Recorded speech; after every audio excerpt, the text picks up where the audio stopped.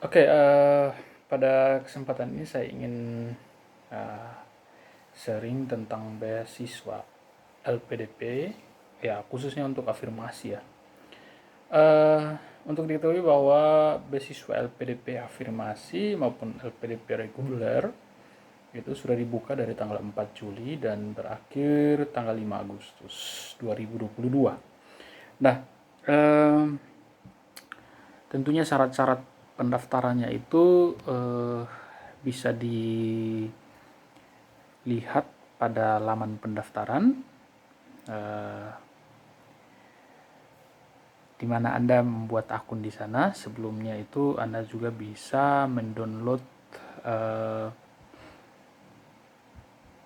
syarat-syarat pendaftarannya untuk dipelajari.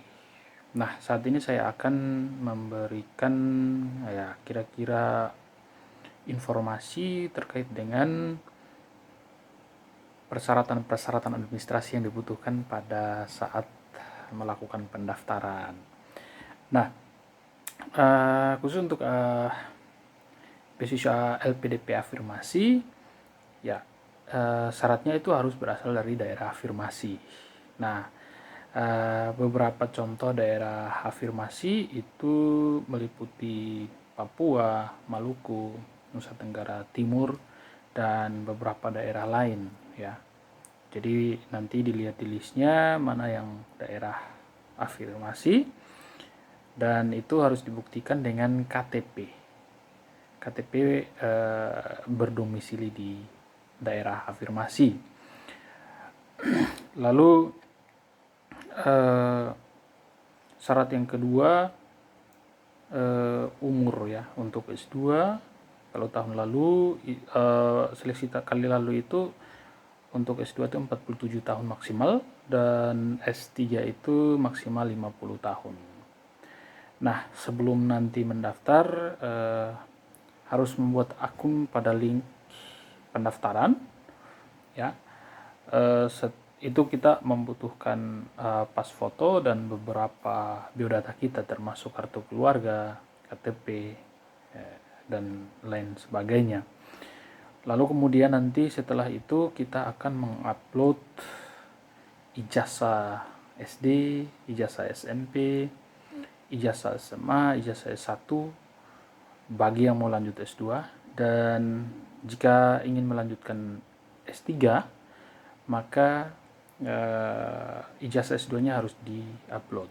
Nah, apa yang di-upload itu bisa fotokopi yang dilegalisir atau aslinya di-scan dan di-upload pada laman pendaftaran. Nah, demikian juga transkrip S1 bagi yang mau melanjutkan S2 dan juga transkrip S1 dan S2 ya bagi yang mau melanjutkan S3. Nah, itu harus diupload. Sama juga dia itu fotokopi yang dilegalisir atau asli. Nah, kemudian ada sertifikat bahasa asing yang masih berlaku. Nah, untuk syarat bahasa Inggris ini, kalau untuk dalam negeri dan luar negeri ini berbeda-beda ya. Kalau di dalam negeri, misalnya kalau mau S2 itu TOEFL ITP-nya itu 450. Sementara untuk luar negeri TOEFL ITP-nya itu 500. Itu untuk daerah afirmasi ya.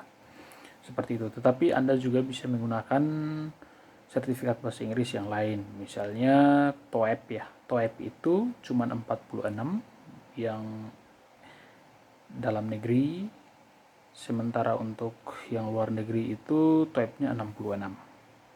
Nah, itu terkait dengan sertifikat bahasa Inggris, itu tinggal di-scan dan dimasukkan ke sana. Dan ada LOA atau Letter of Acceptance dari universitas. Jika ada, jika tidak ada, dikosongkan saja. Nah, itu salah satu keuntungan dari beasiswa afirmasi. Ya.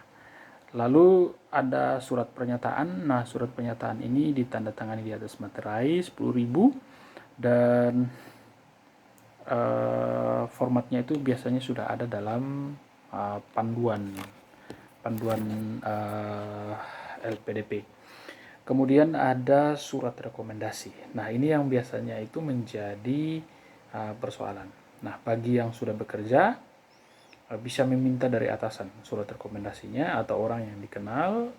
Sementara yang masih fresh graduate itu bisa meminta dari dosen pembimbing akademik maupun dosen pembimbing skripsi, ya. Jadi nanti di sana diminta untuk diberikan rekomendasi dan bisa dikasih formatnya, ya, dikasih ke pembimbing ataupun penguji ataupun orang yang dikenal. Nah, bagi yang belum memiliki pekerjaan tetap, boleh meminta dari dosen ataupun dari pemerintah setempat atau orang yang dituakan di daerah, ya, seperti itu, beberapa opsi. Lalu yang sudah bekerja boleh melampirkan surat izin atasan bahwa akan diizinkan apabila diterima menjadi awardee beasiswa LPDP. Kemudian biasanya itu ada komitmen, jadi ada esai tentang komitmen kembali Indonesia atau macam-macam lah, ya. Pada umumnya itu sama, dan untuk menulisnya itu ada panduannya yang harus diikuti, yang biasanya dikasih oleh PDP, apa saja yang nanti akan ditulis dalam esai tersebut. Kemudian proposal riset bagi yang ingin melanjutkan S3 perlu melampirkan proposal riset, dan untuk esai dan proposal riset itu biasanya itu minimal 1.500 kata dan itu diisi langsung pada lamannya. Dan catatan di sini bahwa kalau misalnya untuk proposal penelitian dari yang bersifat kuantitatif dan ada angka-angkanya, nah itu biasanya tidak bisa diketikkan di dalam laman pendaftaran, sehingga sedapat mungkin proposal risetnya itu diuraikan tanpa menggunakan persamaan, tidak juga menggunakan gambar dan tabel, ya. Kemudian memilih 3 kampus. Kalau di luar negeri 3 kampus yang berbeda negara ataupun sama negaranya, yang penting 3 kampus yang dipilih karena belum memiliki LOA. Dalam negeri pun demikian. Pilih 3 kampus dan pastikan bahwa pilihan pertama adalah pilihan prioritas Anda untuk kuliah. Nah, ya, tentunya yang paling sulit menurut saya adalah terkait dengan sertifikat bahasa Inggris, karena itu syarat mutlak. Jadi kalau misalnya tidak punya itu, ya pasti gugur di administrasi.